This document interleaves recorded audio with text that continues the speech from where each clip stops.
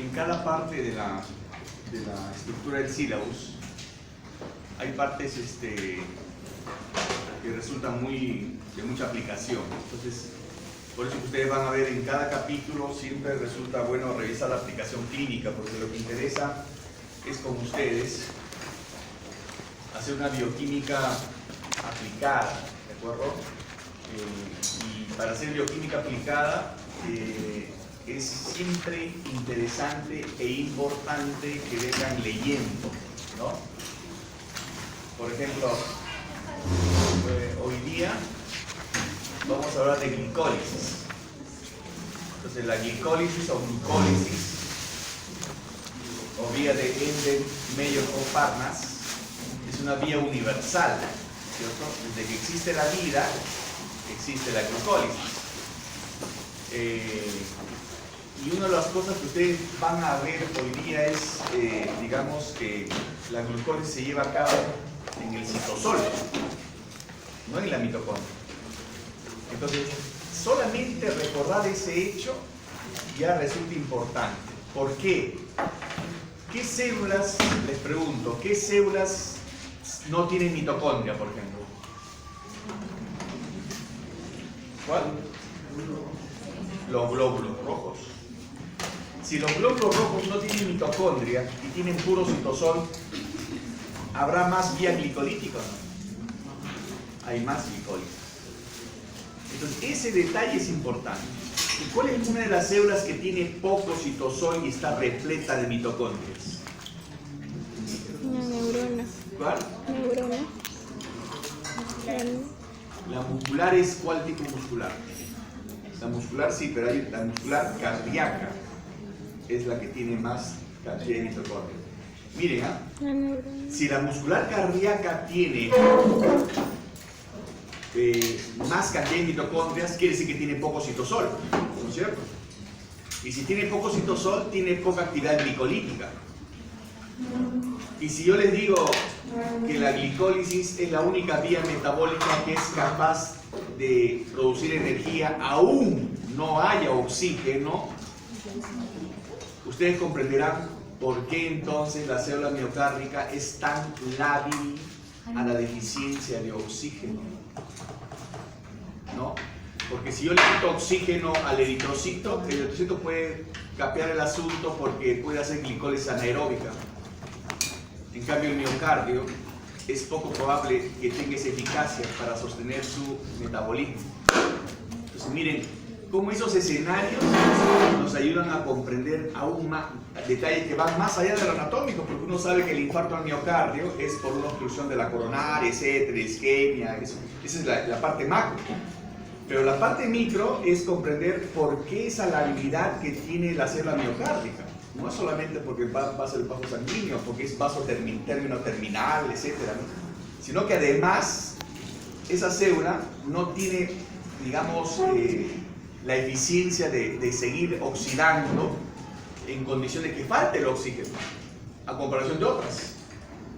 Entonces, ese detalle les da la idea de qué importante es, digamos, el oxígeno en algunas células más que en otras. Por supuesto, nosotros tenemos un metabolismo aeróbico, ¿no? El metabolismo de nosotros es aeróbico.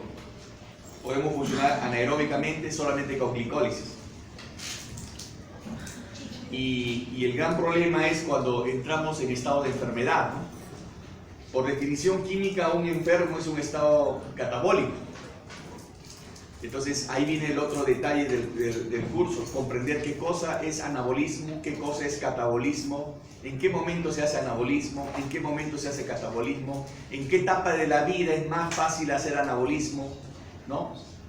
Por ejemplo, eso lo vamos a ver más adelante, pero les adelanto, la única etapa en la vida, en las 24 horas que nosotros hacemos más anabolismo es cuando estamos en la etapa postprandial.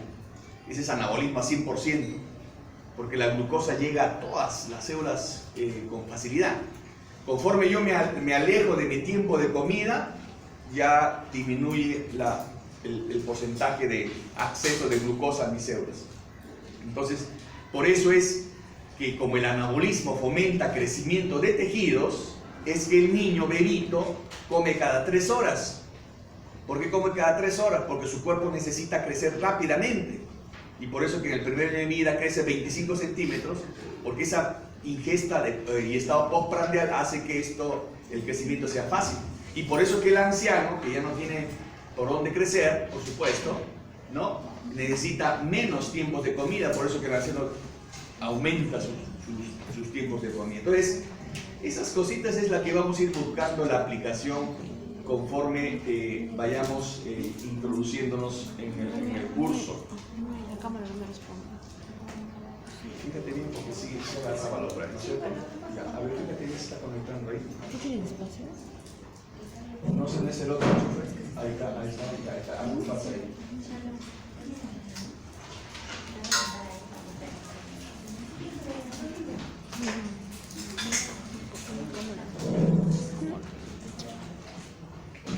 ¿No tiene otro puerto ahí? ¿No hay otro puerto? ¿Solamente es ese?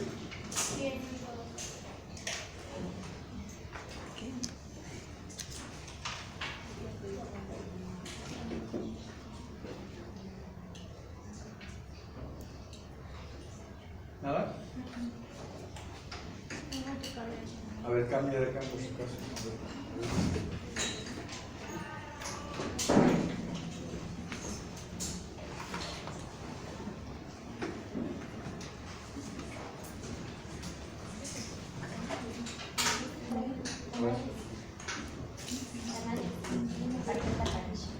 La otra vez funcionó.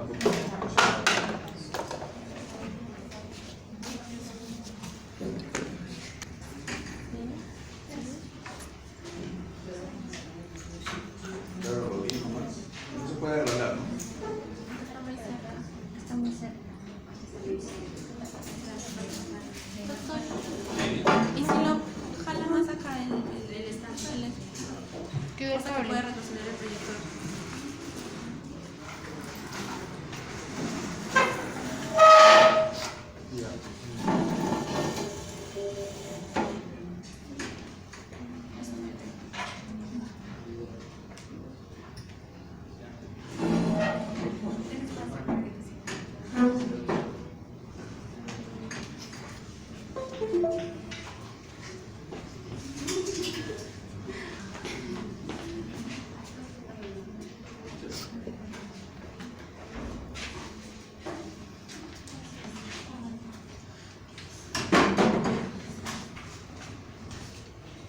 Bien, entonces,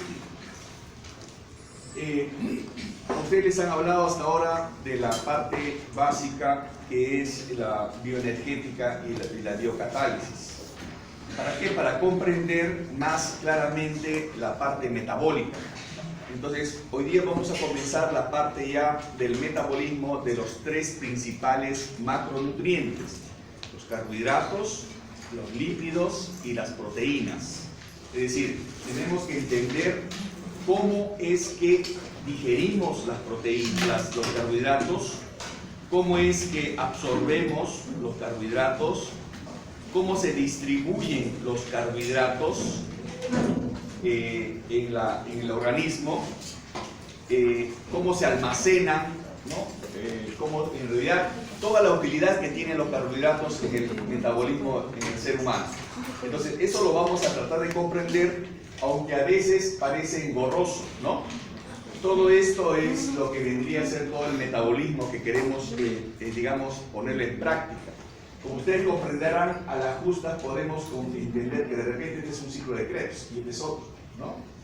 Ustedes tienen que entender que por cada molécula que entra se forman ciclos de Krebs, vías glicolíticas y así en todo el entorno celular. Entonces, vamos a llevar un orden, ¿de acuerdo? Tenemos que ver qué es lo que metemos a la boca, ¿no? Qué tipo de carbohidrato es más fisiológico al cuerpo, porque ahí viene el interés en salud humana. Yo tengo que comer lo que es saludable. Yo tengo carbohidratos, proteínas y lípidos, pero yo tengo que comer lo que mi cuerpo requiere, pero lo que también es conveniente según la fisiología de mi cuerpo, sin tener que salirme de algunos esquemas que son, digamos, están dentro de los valores que consideramos normales en la célula. Entonces, acá Este es el esquema. El alimento tiene grasa, carbohidrato y proteína. Por definición, estas son moléculas complejas que tienen que convertirse en moléculas sencillas. ¿Para qué? Para absorberse y llegar al cuerpo. Este proceso de conversión de moléculas complejas a moléculas sencillas se llama digestión. Entonces vamos a pasar por digestión de estos 3 macronutrientes. Vamos a tratar de entender cómo se absorben principalmente estos 3 macronutrientes y finalmente qué es lo que pasa cuando llegan estos nutrientes básicos hacia el medio celular. Ustedes van a tener que enfocarse bien en esto, porque si nosotros tenemos un metabolismo aeróbico, el metabolismo es a predominio de la utilidad de la formación del ciclo de Krebs y la dependencia del ciclo de Krebs de la cadena respiratoria, porque la cadena respiratoria es la que finalmente conlleva a la producción de energía en la mayor parte de las vías metabólicas, pero a expensas de consumo de oxígeno. Por este detalle es que todo esto circula mejor si es que hay oxígeno en el medio. Esto se pone bien claro en práctica cuando una persona entrena para hacer una actividad física y consume gran cantidad de calorías, y eso lo vamos a ver más adelante. Pero este es el esquema, ¿no? Cómo se oxidan estos nutrientes y cómo esas vías oxidativas derivan generalmente en el ciclo de Krebs, y cómo el ciclo de Krebs deriva o depende, mejor dicho, de la cadena respiratoria, y la cadena respiratoria cómo depende del oxígeno. Entonces, si no hay oxígeno, no funciona la cadena respiratoria. Si no hay cadena respiratoria, no funciona el ciclo de Krebs. Pero si no funciona el ciclo de Krebs, la gran pregunta es, ¿funciona la glicólisis? ¿Cómo llega el ácido graso al ciclo de Krebs? ¿Cómo llega la glucosa al ciclo de Krebs? ¿Cómo llegan algunos aminoácidos a muchos intermediarios del ciclo de Krebs? Eso es lo que vamos a tratar de aprender conforme avancemos la asignatura en relación a estos 3 macronutrientes. ¿De acuerdo? Bien, comencemos con los carbohidratos. En realidad los carbohidratos, la digestión de los carbohidratos comienza en la boca, ¿no? Pero lamentablemente el fraccionamiento del carbohidrato en la boca es muy transitorio y muy leve, ¿no es cierto? Entonces, y acá quiero hacerles recordar que la masticación es un evento fisiológico no solamente para triturar el alimento, sino, como vamos a ver más adelante, es un mecanismo de regulación hormonal y digestiva.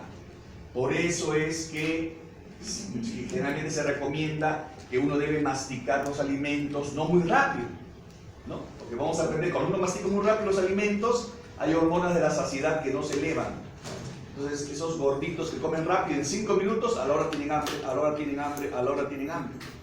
Entonces, sucede lo contrario cuando vemos a los pequeños cuando no tienen hambre, los que no quieren comer, ¿no? ¿Qué pasa con los que quieren comer? La mamá le insiste 1 hora, 2 horas, lo calienta en microondas, le vuelve a dar, ¿no? Eso sucede 1 hora, entonces las hormonas de la saciedad van así. Entonces, ese niño no tiene hambre todo el día. Ahí no funciona ningún medicamento, en el otro lado tampoco. Es cuestión de recordar este primer evento que simplemente es una de las aristas que hacen pues que la digestión en el ser humano no sea completa.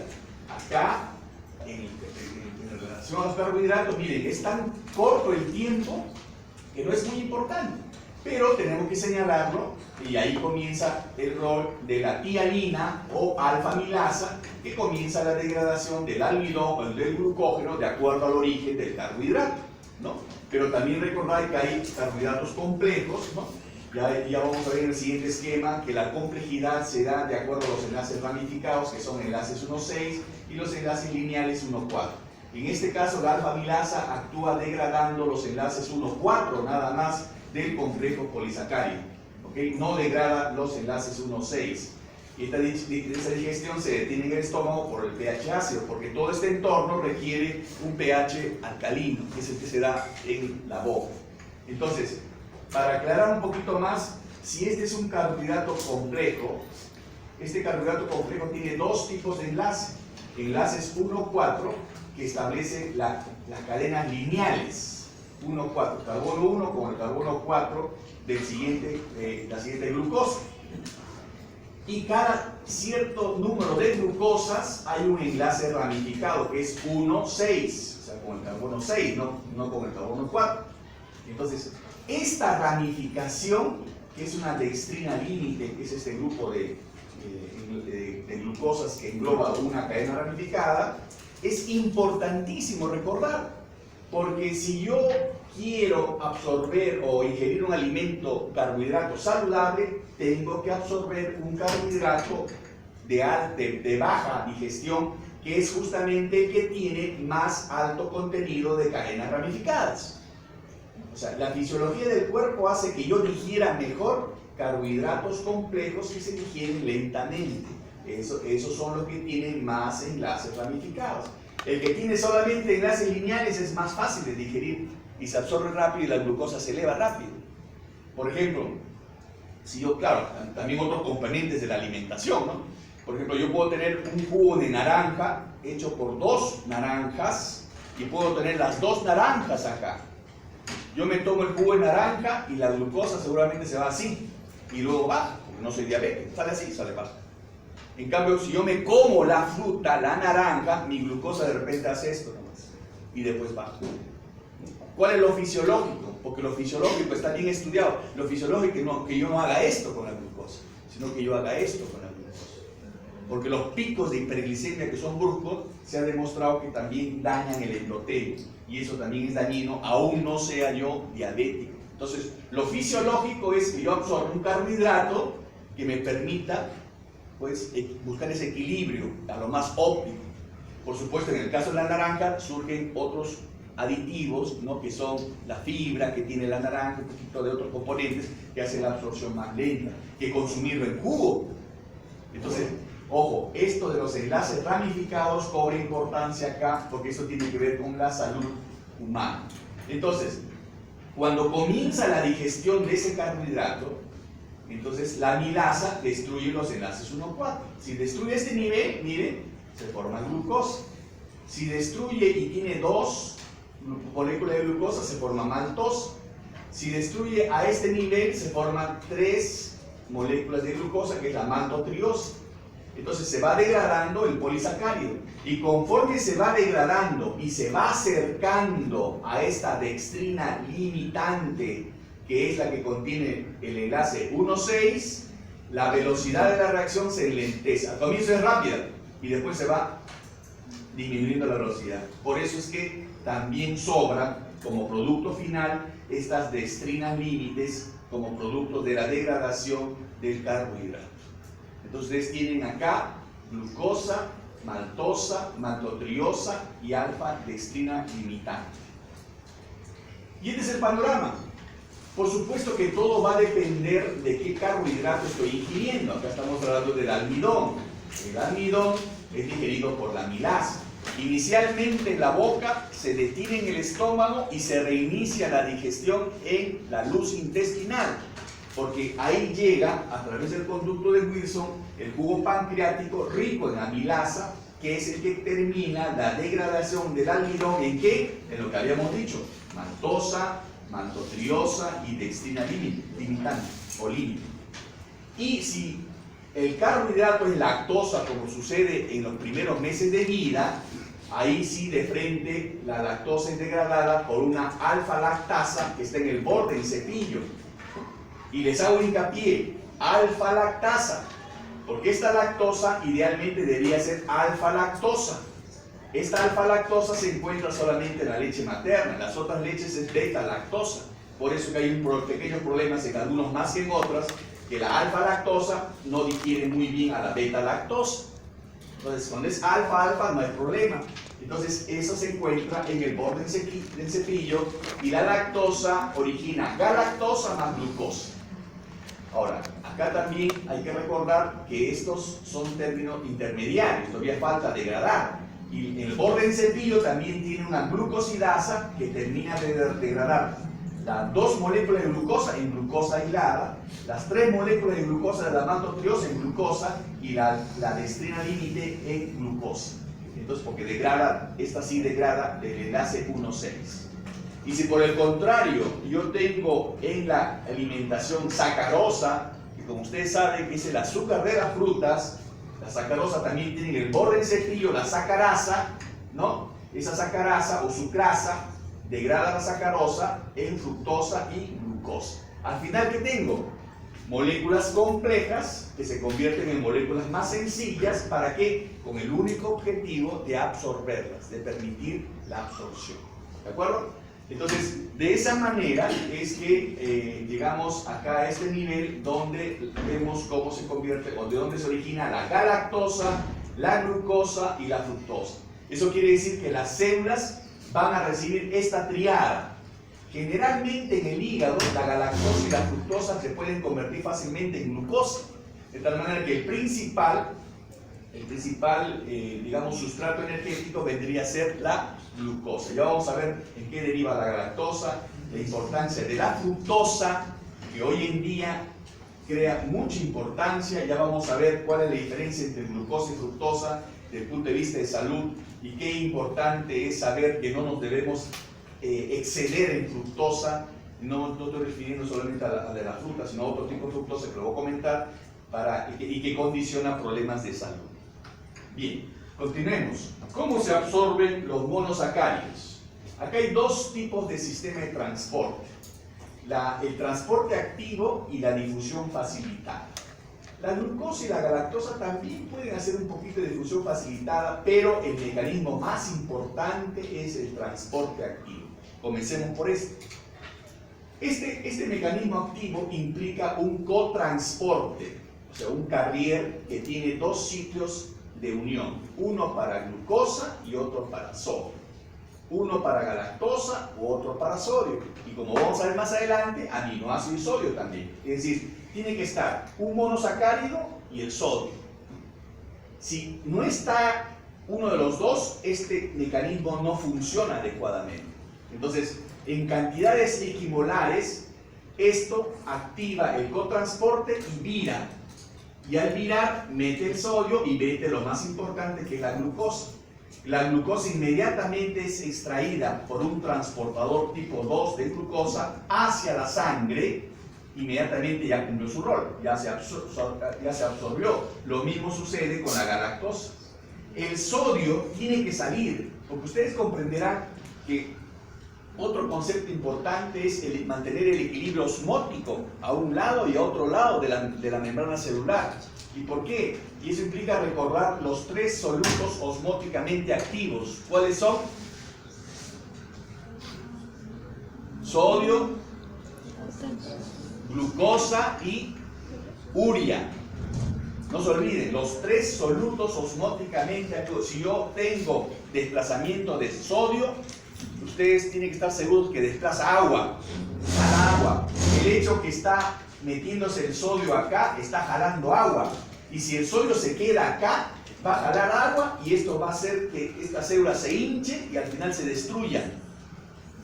Pero eso no sucede gracias a que este sistema de transporte está ligado a la bomba de sodio-potasio ATPasa, que es la que saca el sodio y vuelve a su sitio el potasio.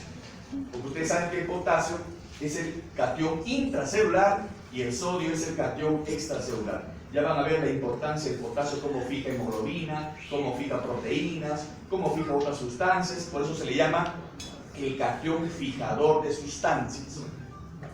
¿Preguntas? Entonces, de ahí es que se mantiene el equilibrio del sodio y potasio, sale el sodio, sale el monosacárido, y el monosacárido está pues en la corriente sanguínea. ¿De acuerdo? ¿Esto por qué se llama transporte activo? Porque es un mecanismo que requiere consumo de energía. ¿Dónde se consume energía? En la bomba de sodio, potasio, ATPasa, se convierte ATP en ADP. ¿De acuerdo? Es el transporte activo.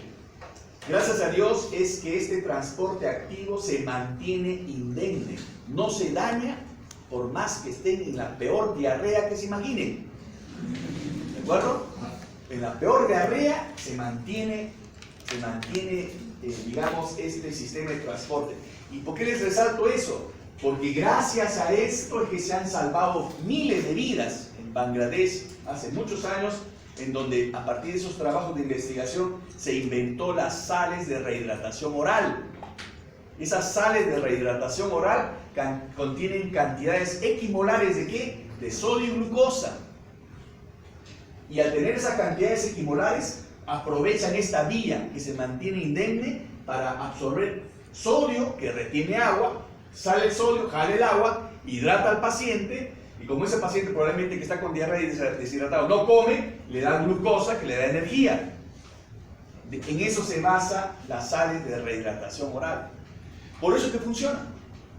Los niños o los adultos que están deshidratados toman su sal de rehidratación oral, se hidratan, por más que tengan una diarrea infecciosa severa.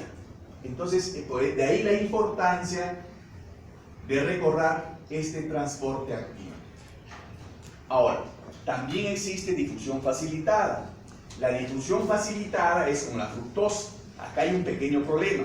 Al ser difusión facilitada, la fructosa entra por el transportador tipo 5 de glucosa fácilmente, de acuerdo a la gradiente de concentración, y es capturado también para ser expulsado a la sangre por el transportador tipo 2 de glucosa. Entonces la fructosa entra fácil entra, ¿no? Fácil, y fácil sale, ¿no? En cambio la otra es más, tiene más trabajo, ¿no? Es más útil, sale al final, ¿no? Esto va a depender de la gradiente de concentración, quiere decir que va a depender de lo que yo ingiera. Si yo me excedo, esto aumenta y esto aumenta la absorción. Ahora, la fructosa está en las frutas, ¿no? Entonces uno diría, ¿pero qué? O sea, ¿que no puedo comer fruta? No, yo no estoy hablando de eso. Las frutas tienen sacarosa, pero tienen una concentración que es manejable por el cuerpo humano. O sea, no me estoy refiriendo a la sacarosa, el exceso de frutas que causa eso. Me estoy refiriendo a la fructosa que está en todo lo que ustedes toman. En el Tampico, en el Frugos, en el Pulpín, no sé cómo se llama.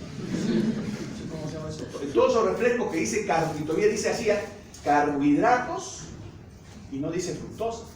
Pero tengan por seguro que eso es fructosa. Entonces, si ustedes están tomando eso como para calmar la sed, ¿no? Entonces va a aumentar la oferta de fructosa, y la fructosa, como vamos a ver, es una combi metabólica, porque es igual que las combis de las calles.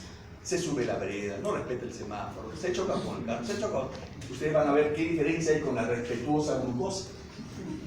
La glucosa es más respetuosa. Pase usted primero, señorita, ¿no? Usted primero, un cafecito primero, ¿no? Pero acá no, pues eso lo vamos a marcar la diferencia más adelante. Pero acá ya tenemos que los monosacáridos están en la vía sanguínea, y ese es el otro detalle importante. Los carbohidratos que se absorben van a la vía sanguínea. ¿Y qué vena la recoge acá? ¿Qué vena? Lo voy a llamar otro moscola. ¿Qué vena lo recoge? Ya, pero ¿esas dónde derivan las venas? ¿A dónde van? ¿En qué órgano? Al hígado. La vena porta al hígado. ¿Eso qué quiere decir? Miren, eso quiere decir que todo lo que yo absorbo en carbohidratos se va al hígado. Miren qué importante, qué cantidad de glucosa recibirá el hígado. Ahora vean cómo el hígado va a ser para recibir esa mareada de carbohidratos que recibe. Ustedes van a comprender por qué la glucosa opta por oxidarse, o en qué momento la glucosa opta por almacenarse. Eso va a depender de qué tipo de tejido está metiéndose la glucosa, ¿no? Si es hígado, si es músculo, ¿no? Y va a depender del estado metabólico de la persona, si estoy haciendo actividad física, si estoy durmiendo, si estoy comiendo, etc. O sea, va a depender de eso. Pero ahí tiene sus opciones la glucosa, ¿de acuerdo? Ya ustedes, hoy día vamos a estudiar hasta la vía glicolítica. Después van a ver vías alternas de oxidación que tienen que ver con la vía de las pentosas y la vía del ácido urónico, que son dos vías alternas de oxidación. Hoy día vamos a revisar esta, y después van a ver más adelante también cómo se almacena y se degrada el glucógeno.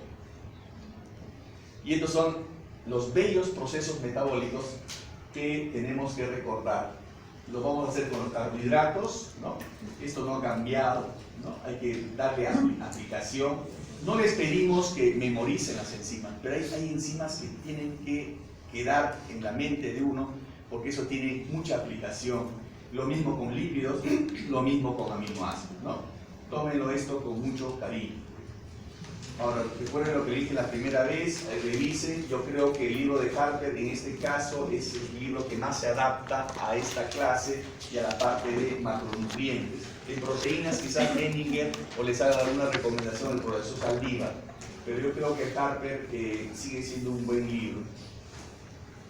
Bien, ahora, miren. Primero hay que entender qué pasa con la glucosa. Ya tenemos el panorama que el alimento se convirtió en glucosa, fructosa y galactosa. ¿Qué pasa con la glucosa? La glucosa cuando entra, ¿cómo entra a la célula? Tiene que entrar a la célula. Llega al hígado, tiene que entrar al hígado.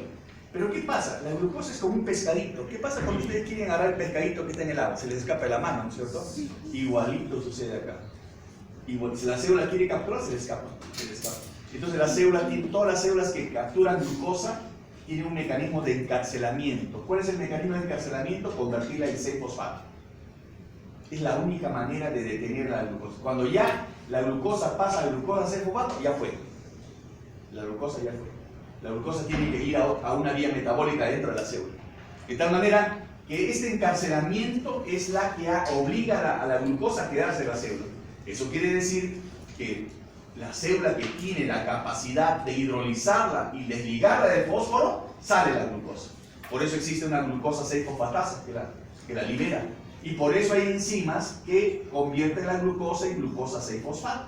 Hay dos enzimas, glucosa 6-fosfato, perdón. Hay dos enzimas, la hexoquinasa y la glucoquinasa, que vamos a analizar, y eso ya prácticamente le destina a la glucosa 6-fosfato ahí a cualquiera de las vías metabólicas que vamos a comentar. Entonces recuerden, la forma activa de la glucosa es la glucosa 6-fosfato. Si es que la glucosa no se convierte en glucosa 6-fosfato, no es útil metabólicamente hablando. Entonces, veamos acá.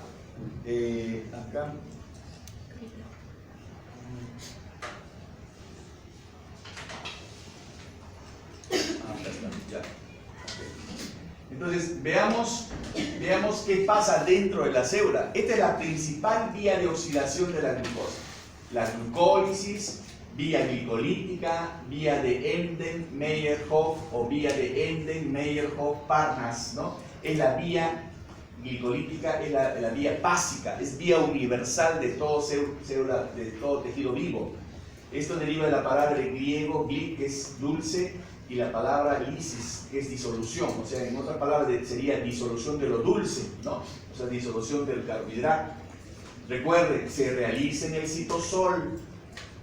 Son 10 reacciones enzimáticas. Una glucosa de 6 carbonos se fracciona en 2 piruvatos. Ya vamos a ver por qué. Una glucosa de 6 carbonos en 2 piruvatos que solamente tiene 3 carbonos. Y vamos a ver cómo se produce, cómo consume ATP y cómo genera el ATP en las reacciones energéticas. Acá vamos a hacer algunas equivalencias también, ¿no? Bien, y esta es la vía glicolítica que está en su página en Harper, creo que está en la 241, ¿no? Pero esta es una vía que parece engorrosa, ¿no? Que parece, digamos, difícil de comprender, pero ustedes vayan por partes, pues. Es como si viera un elefante y lo ven así de una parte, tiene que verlo global y van viendo parte por parte para comprender y ver los mecanismos, la utilidad de esto, ¿no? Acá está la glucosa 6-fosfato, miren. Acá está la glucosa y glucosa 6-fosfato, ¿eh? Entonces acá vamos a comenzar en esta primera reacción, ¿de acuerdo?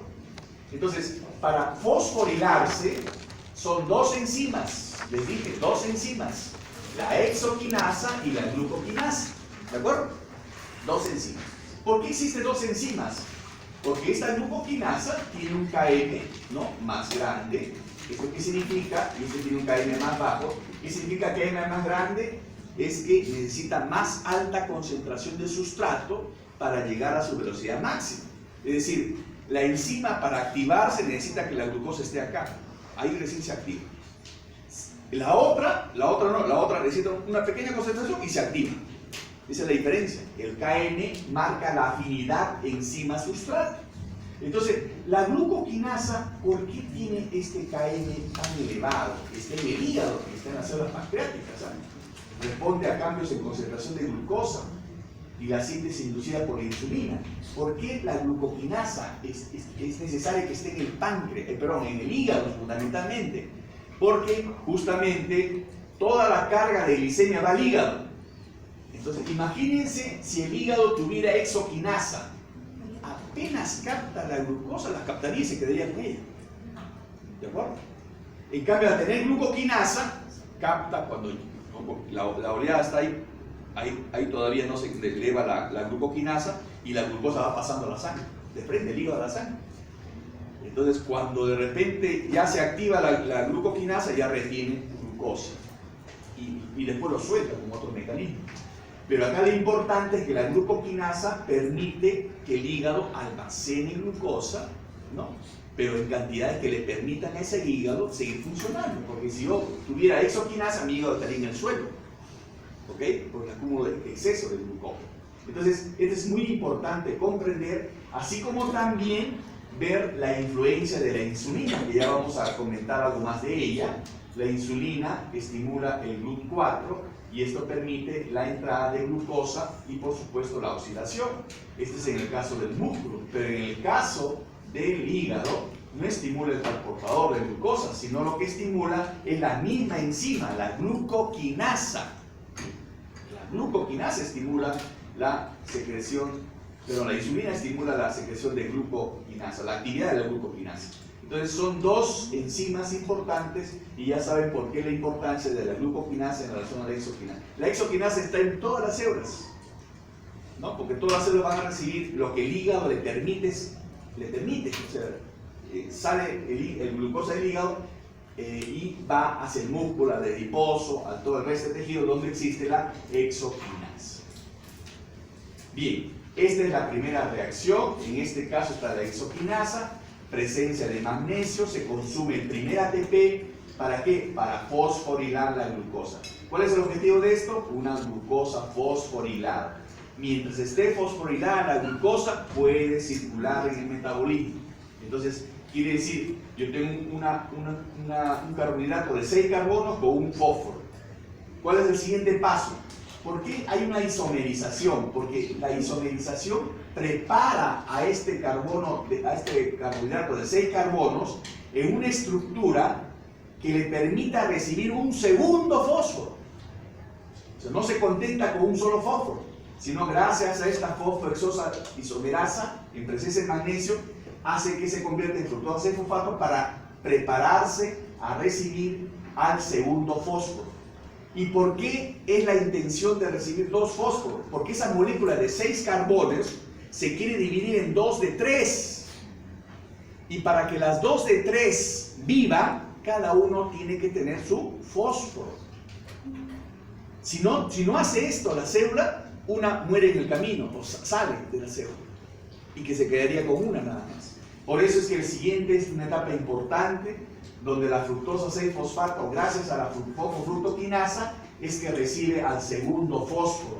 Y acá se convierte ya en lo que querían, en esta primera fase de activación, donde implica la incorporación de fósforo con el objetivo de preparar esa estructura de 6 carbonos a que se divida en 2 triosas.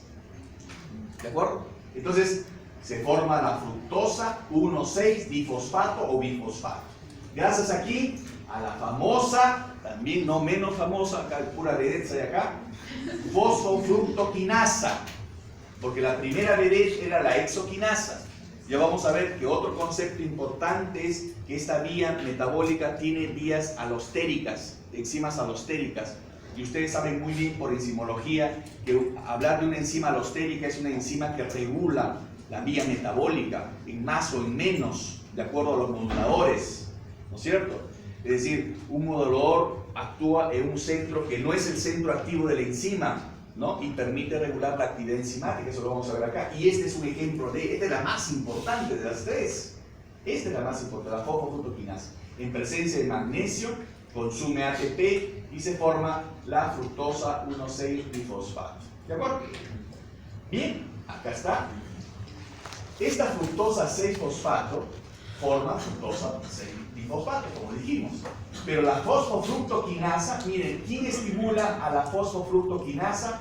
El AMP, el ADP ¿Quién más? La fructosa 2,6-difosfato, ¿no? Esto es lógico, ¿no? Porque si la célula está requiriendo energía, la molécula, la moneda energética, no hay ATP. Ahí está la moneda inicial. ¿Cuál es la moneda inicial? AMP, ADP. Entonces, si yo tengo una célula donde hay más AMP, más ADP, esa célula no tiene mucha energía. Si yo tengo más ATP, menos AMP, menos ADP, esa célula tiene energía. ¿De acuerdo? Entonces, si no tengo energía, esto tiene que funcionar más rápido para que me propicie, me facilite energía. Por eso que el AMP estimula la fosfofructoquinasa. Por eso es que el ADP estimula la fosfofructoquinasa. Acelera la reacción. ¿Y de dónde, Michi, sale esta?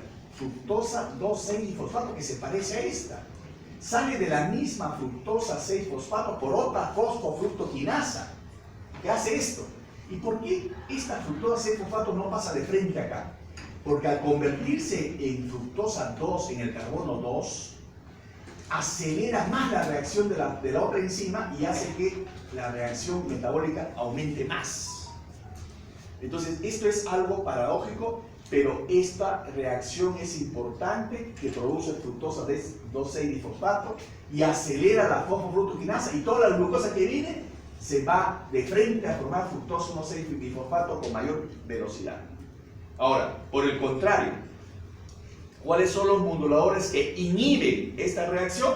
Cuando hay exceso de ATP, es lógico. Si hay exceso de ATP, ¿para qué voy a formar más ATP? Entonces, el ATP inhibe la fosfofructoquinasa. Y el citrato, ¿por qué está el citrato inhibiendo acá? Porque el citrato, como vamos a ver más adelante, es uno de los intermediarios del ciclo de Krebs. Entonces, al haber más ciclo de Krebs, quiere decir que hay más oferta de energía. Entonces, ya demasiada energía hace que el citrato también haga este comportamiento de inhibición hacia la fosfofructoquinasa e inhiba la reacción. Entonces, ustedes comprenderán que esto tiene cierta lógica. Si la célula sabe que está repleta de energía, detiene la reacción. Si está con necesidad de energía, acelera la reacción. ¿Y de qué se vale? Se vale de estas enzimas alostéricas. ¿Cuál es la más importante? Es esta, la fosfofructoquinasa 1. Entonces, estamos acá en la fructosa 1,6-difosfato, que ya se convirtió, que ya se va a convertir en dos triosas, que ya se puede convertir, porque ya cada una ya tiene dos fósforos. Entonces, esta fructosa 1,6-difosfato se convierte en las dos triosas, ¿no? Voy a cambiar de pila un ratito, ¿ya? Entonces tenemos que traer todo, no nos dan nada.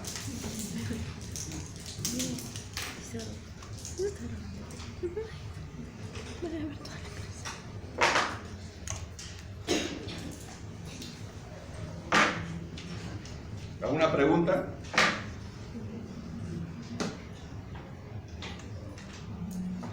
¿Alguna pregunta?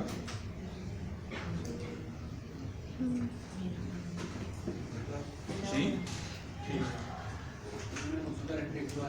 ¿Le puedes comentar? Sí. Ya para definir claro, me pasa